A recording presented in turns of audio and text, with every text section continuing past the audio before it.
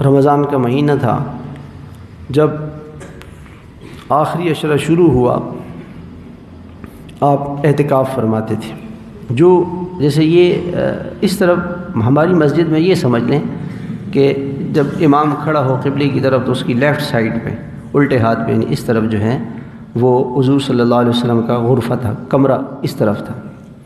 تو یہ جو آپ کے کمرے سے نکل کر کے باہر جو جگہ تھی اس میں آپ کی چٹائی آپ کے لیے حجرہ بنایا جاتا۔ حجرے سے مراد یعنی اس کو کیا کہیں گے، پردہ لگایا جاتا تھا۔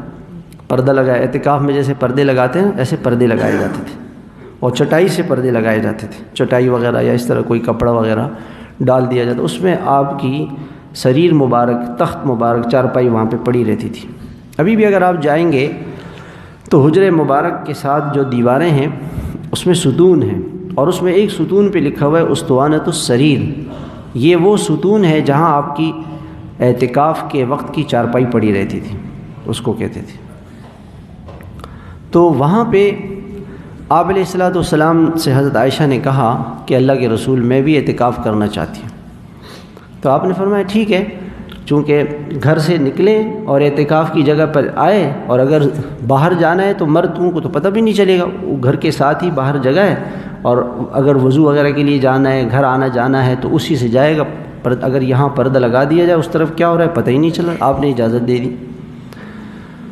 تو حضرت حفصہ کا جو گھر تھا وہ حضرت عائشہ کے گھر سے آگے کی طرف تھا، قبلے کی طرف تھا، جہاں سے ابھی ہم سلام پیش کرتے ہیں، جو مرد سلام پیش کرتے ہیں یہ وہ جگہ ہے جہاں پہ حضرت حفصہ رضی اللہ تعالیٰ عنہ کا گھر تھا۔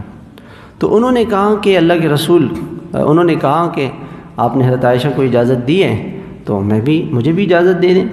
آپ نے فرمایا ٹھیک ہے، تم حضرت عائشہ کے گھر میں داخل ہو جاؤ گی اور وہاں سے آنا جانا رکھو گی تو باہر کوئی تمہارا تعلق نہیں رہے گا، تو اس کے ساتھ لگا دو۔ تو حضور کا خیمہ ساتھ حضرت عائشہ کا، ساتھ حضرت حفصہ کا، اور راستہ تینوں کا ایک ہے، ادھر مسجد سے کوئی تعلق نہیں تھا اس کا۔ حضرت زینب نے یہ سنا کہ جی دو میری سوکنوں نے اعتکاف کیا ہے، تو اب عورت میں تو یہ چیز ہوتی ہے کہ جی میں بھی، تو انہوں نے بھی اپنا خیمہ بغیر پوچھے لگا دیا۔ صبح فجر کی نماز کے بعد آپ نے دیکھا کہ یہ تیسرا خیمہ کس کا ہے؟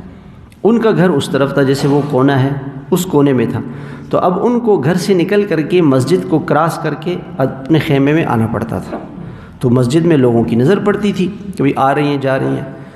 تو یہ سارا معاملہ رات کو ہوا، چونکہ اعتکاف والے مغرب سے پہلے آ جاتے ہیں۔ فجر میں آپ نے دیکھا کہ یہ کس کا خیمہ ہے؟ کہا حضرت زینب کا۔ آپ بہت ناراض ہوئے، کہا کہ تم عورتیں مسجد میں آ رہی ہو اور اس کو تم نیکی سمجھتی ہو۔ اب اگر آپ حضرت زینب سے کہتے کہ بھئی تم ہٹاؤ، تو وہ کہتی ہیں آپ نے تو حضرت عائشہ اور حفصہ کو تو اجازت دے دی اور خود بھی اعتکاف کر رہے ہیں، آپ نے اپنا خیمہ ہٹا دیا۔ ان کا میں نہیں کروں گا اعتکاف، ناراض ہو گئے۔ تو ازواج مطہرات بھی پھر واپس چلی گئیں، اور آپ سخت ناراض ہوئے کہ تم نیکی اس کو سمجھتی ہو کہ مسجد میں جا کے ٹھہر جاؤ، میں نہیں کرتا اعتکاف۔ دیکھیں کتنا آپ علیہ السلام نے کتنی رعایت کی۔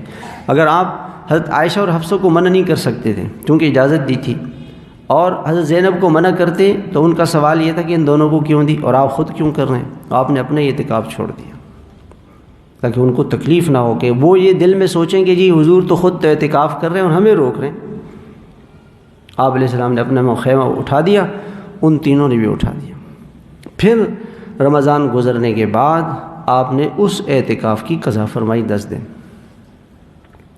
اس سے آپ اندازہ لگائیں کہ آپ علیہ الصلوۃ والسلام کے زمانے میں کتنی احتیاط برتی جاتی تھی۔